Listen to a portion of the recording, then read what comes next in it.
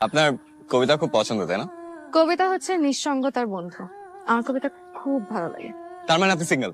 উফ, আপনি না সেই কখন থেকে খালি সিঙ্গেল সিঙ্গেল করে যাচ্ছেন। আচ্ছা, তুমি তো আমার জুনিয়র হবা, তোমাকে তুমি করেই বলি। চলেন চলো উঠবো। ওঠো।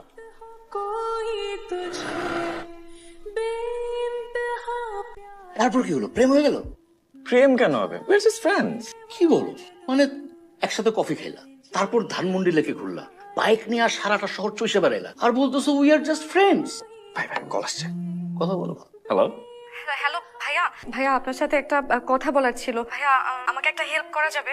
কি হেল্প? ভাইয়া আপনি আমাকে 20,000 টাকা ধার দিতে পারবেন? আমার না মাথায় একদম কাজ করছে না। আমি আমার ফ্রেন্ডের কাছেও চেয়েছি কিন্তু কারো কাছে কোনো টাকা নেই। আমি খুব প্রবলেমের উপর আপনাকে ফোন দিয়েছি। ভাইয়া প্লিজ একটু দেখেন না। এই মুহূর্তে 20,000 টাকা? ভাইয়া প্লিজ একটু দেখেন না প্লিজ। আচ্ছা আমি দেখতেছি কি করা যায়। থ্যাংক ইউ সো মাচ ভাইয়া, প্লিজ একটু দেখবেন। টাকা চাইতেছে তোমার কাছে? 20,000 টাকা? ভাই তুমি তো মনে হয় ফ্রড মেয়ের পাল্লায় পড়ে গেছো। মানে কালকে পরিচয় হলো, আজকে টাকা যাচ্ছে। এই ফেসবুকে ছেলেদের সাথে পরিচয় হয়, তারপর ইনে আইবে না টাকা চায়। শোনো, তুমি কিন্তু টাকা দিবা না, এই টাকা তুমি আর ব্যাক পাবা না, বুঝছো? আমি জানি ভাইয়া আপনি অনেক কিছুই ভাবছেন, কিন্তু আমার টাকাটা খুবই দরকার, নাইলে আমি আপনার কাছে চাইতাম না। আমি প্রমিস করছি আমি আপনাকে টাকাটা ব্যাক করে দেবো, আমি প্রমিস করছি।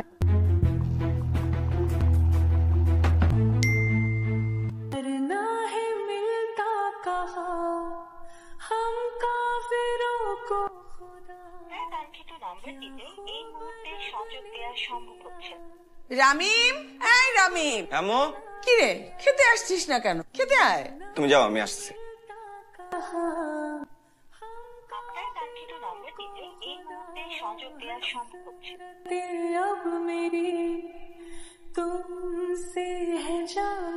কিবরিয়া ভাই ঠিকই কইছিল। বারবার নিষেধ করলাম তোমাকে, আমার কথা শুনলাম না, এখন দেখলা তো। ভাই দেখেন, এই অবিশ্বাস করে জেতার চাইতে বিশ্বাস করে ঠকা ভালো। রামিম, এইসব ফিলোসফির কথা কোনো দাম নেই। তুমি একটা বোকা ছেলে, তোমার টাকাটা গচ্ছে গেল। কি রবি ভাই, ধরা গেছেন তাই না? দেন দেন, আর বেশি করে টাকা ধার দেন। হ্যালো ভাইয়া। কি সমস্যা তোমার? তোমার কোনো খবর নাই কেন? চিটার, টাকা পয়সা না দিয়ে ফোনটা অফ করে তুমি পালাই আসছো। কি মনে করছো আমি তোমার ধরতে পারবো না? তুমি আজকে এই মুহূর্তে আমার টাকা দিবা, নাহলে কিন্তু তোমার খবর আছে আমি বলে দিলাম, একদম পুলিশে ফোন দিব। ভাইয়া আমি আসলে আপনাকে টাকা দেওয়ার জন্যই নক দিতাম, আপনি এর মধ্যে ফোন দিয়ে দিয়েছেন। ভাইয়া আপনি প্লিজ একটু বিকেলে ধানমন্ডি লেকের এদিকে আসতে পারবেন? আমি আপনাকে আপাতত 5,000 টাকা দিয়ে দিচ্ছি। পুরো টাকা দিতে পারছি না দেখে আগেই মাফ চেয়ে নিচ্ছি, প্লিজ কিছু মনে করবেন না। হ্যাঁ রাখি।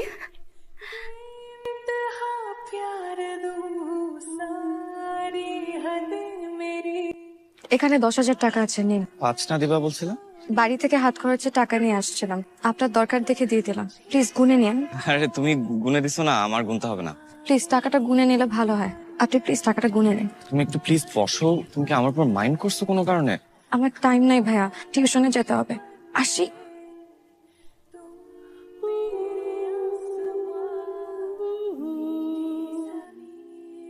ভাই আগের বারের মতো কিন্তু বললেন না যে 500 টাকার মতো খাওয়া কমপ্লিট করতে হবে।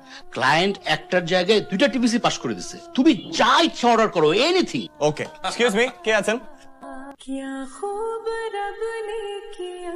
আরে অর্ডার করতেছো না কেন? দেন। আমি দেবো। আচ্ছা শুনেন, একটা চিকেন ক্যাশনাট সালাদ, একটা Thai soup thick, chicken fried rice, chicken chilli onion, আপাতত সার্ভ করেন, ডেজার্ট আমি পরে দিচ্ছি। Thank you. কি হলো, এমন হয়ে গেল কেন? আরে না ভাই কিছু না, টিভিসি গুলো কথা বলো। আরে কাজ কতটুকু? কাজ তো অনেক।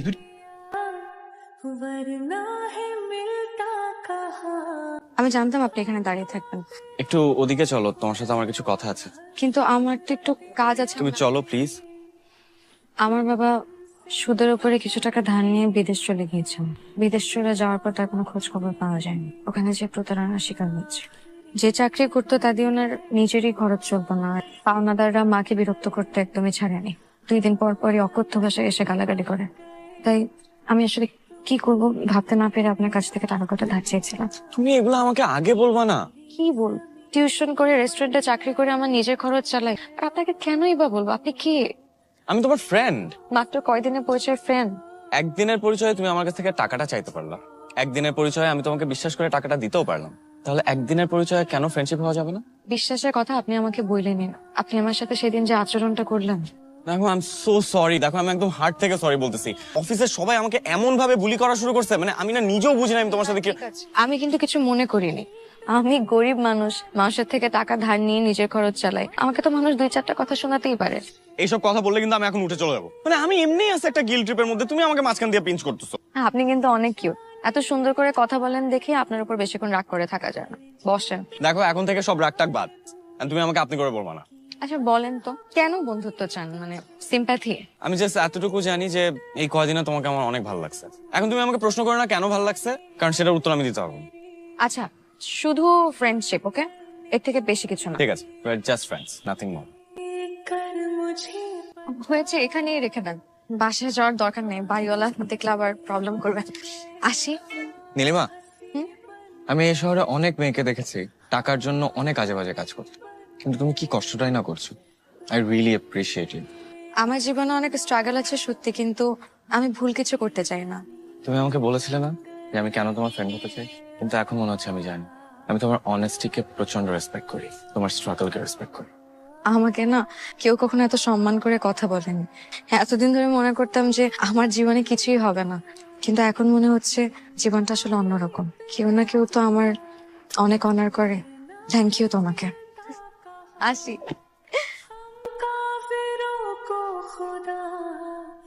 হ্যালো, তুমি কই? বাসায়। তুমি এক্ষুনি আমার বাসায় এসো। কি? আর শোনো, আমার না খাওয়া দাওয়ার খুব কষ্ট হইতেছে, তুমি এসে একটু আমাকে রান্না করে দিয়ে যাও না প্লিজ। নো ওয়ে, আমার অনেক কাজ আছে। আই ফোন রাখো তো। নীলিমা,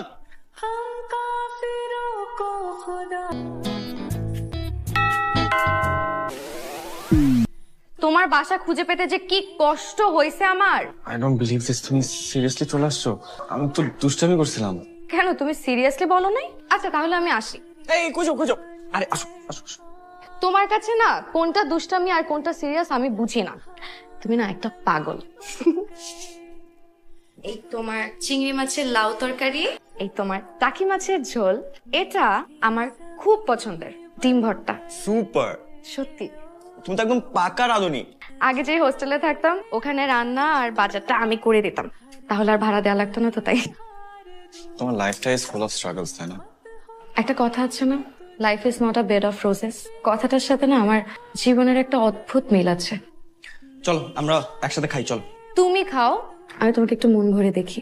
জানো, কেউ খুব তৃপ্তি করে খেলে না আমার দেখলে খুব শান্তি লাগে। আচ্ছা আমি প্লেট নিয়ে আসছি। চলো চলো বারান্দা, চলো বারান্দা চলো। আরে মাছ আসে না বারান্দা না, তুমি এটা সোফার নিচে লুকাও। আর তুমি এমন করছো কেন? মা দেখলে কি বলবো বলো তো? কি মনে করবে? যাও, যে গেটটা খুলো। ভয় করতেছে। ঠিক আছে, তুমি দাঁড়াও, আমি যে গেট খুলে দিয়ে আসছি। সরি, আমি মনে হয় ভুল করে অন্য ফ্লাইটে চলে এসেছি। না না আন্টি, আপনি ঠিক বাসায় এসেছেন। ব্যাগটা আমাকে দেন। মা, এই মেয়েটাকে আমার অফিসের কলিগ, মা অফিসের কাজে আসছিল। মিথ্যা কথা বলছো কেন? আন্টি, আমি ওর ফ্রেন্ড। ও আমাকে ফোন করে বললো যে বাসায় নাকি খাওয়ার কিছু নাই, তাই আমি নিজের হাতে ওর জন্য রান্না করে নিয়ে আসছি। তুমি নিজের হাতে এসব রান্না করে ওর জন্য নিয়ে এসেছো? জি আন্টি। কিন্তু তুমি দাঁড়িয়ে কেন? বসো। না আন্টি, আরেকদিন বসবো। আজ আসি আন্টি। আবার এসে কিন্তু। হ্যাঁ। কতদিন ধরে চিনিস মেয়েটাকে? বেশি দিন না। একটা মেয়ে কষ্ট করে রান্না করে নিয়ে একটা ছেলের কাছে যখন আসে, তার মানে সেই ছেলেটাকে সে খুব পছন্দ করে।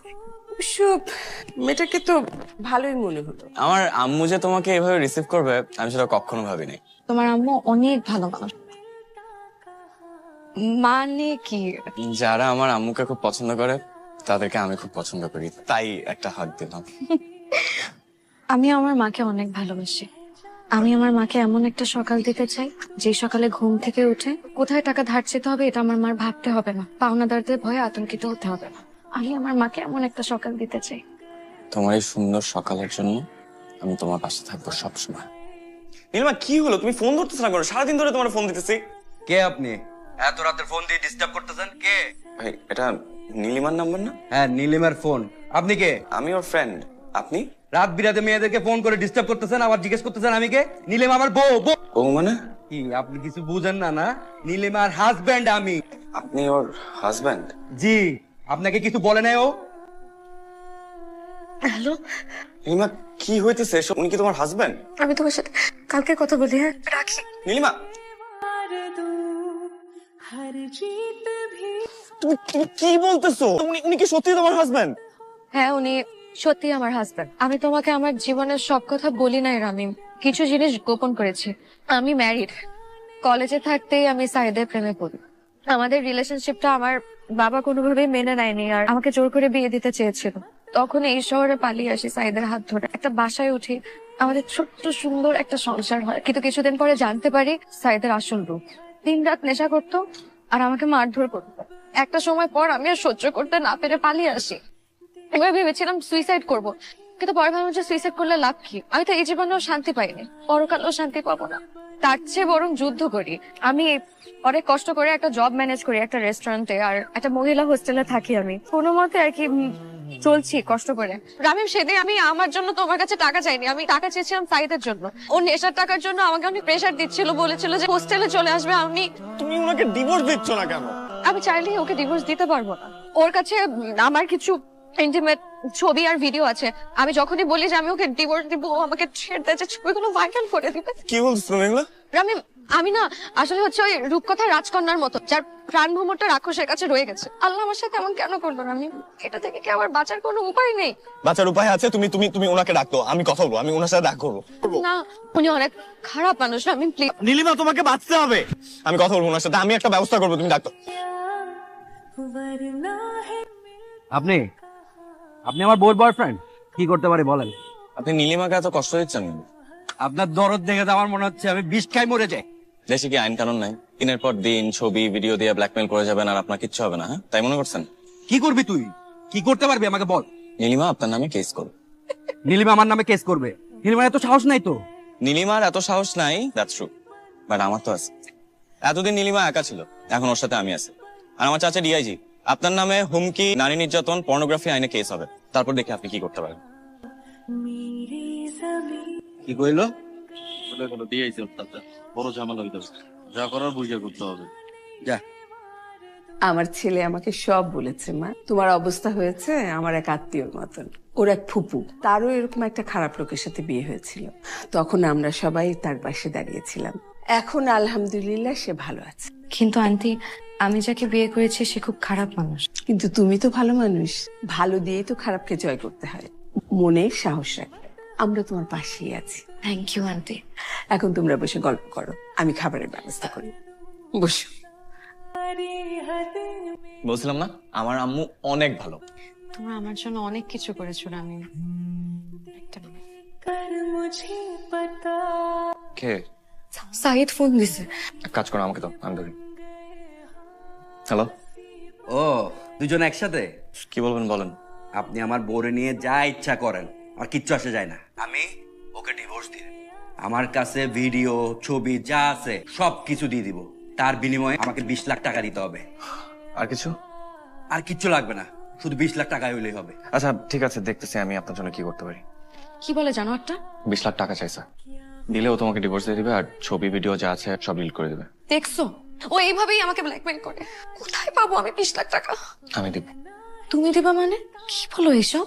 দেখো, আমি টাকা দিয়ে হলেও আমি এই চ্যাপ্টারটা ক্লোজ করতে চাই। না, তোমার কোনো টাকা দিতে হবে না। আমি যেভাবে আছি সেভাবেই থাকি, তোমার কিছু করতে হবে না প্লিজ। ভাগ্যে যা আছে মেনে নিতে হবে। ভাগ্য বদলাতে হবে, এখান থেকে বের হয়ে আসতে হবে নীলিমা। তুমি আমার জন্য এত কিছু কেন করছো রামিম? বিকজ আমি সারা জীবন তোমার হাতের মাছের ঝোল লাউ চিনি খেতেছি। আরে রামিম সাহেব, কেমন আছেন? এই তো আছে। আরে বসেন না। আর ডিআইজি স্যার তো আপনার ব্যাপারটা সবসময় আমাদেরকে জিজ্ঞেস করেন, আর আমরাও গুরুত্ব সহকারে আপনার কেসটা দেখছি। আমরা আজকে একটা প্রতারক দম্পতিকে গ্রেফতার করেছি। আই মুকলেশ। জি স্যার। নিয়ে আসো তো। জি স্যার। এই দাঁড়াও এখানে, দেখেন তো এরা কিনা। না না না, এরা না। আচ্ছা, এদেরকে নিয়ে যাও।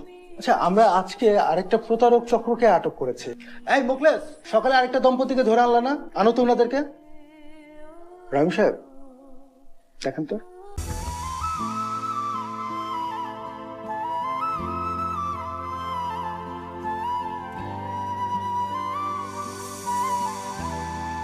এরা কি আপনার 20 লক্ষ টাকা হাতিয়ে নিয়েছে?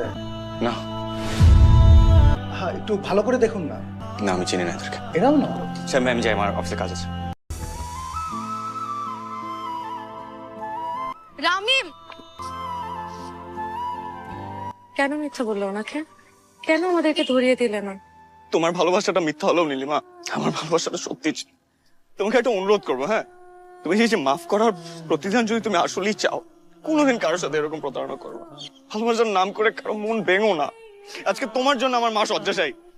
উনি কোনোভাবেই মেনে নিতে পারতেছে না যে ওনার সাথে এত বড় একটা প্রতারণা হয়েছে। আমার জীবনটা পুরো তছনছ করে দিস, আমাকে একদম শেষ করে দিস।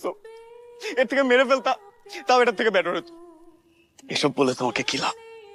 প্রেম একবারই আসছিল জীবনে, হয়তো আর কোনোদিন আসবো না। তোমাকে একটা সত্যি কথা বলবা, আমার নামটা কি আসলে?